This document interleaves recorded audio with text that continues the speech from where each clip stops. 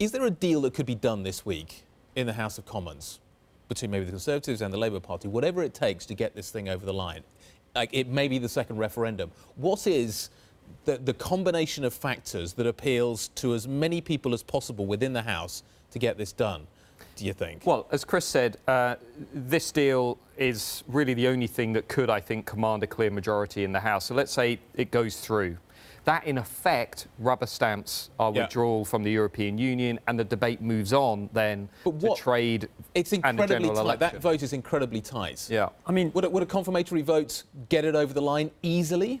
I think theoretically, if Boris Johnson pivoted and goes, well, yes, I'll accept a second referendum added onto my deal, then yes, I think it's almost certainly that would get across the line, probably with a very large majority. But Boris Johnson is not going to do that. And there's also the question of what would you put to voters in a second referendum? I could see a second referendum going through Parliament that had Boris Johnson's deal versus remaining in the UK. Remaining in the EU.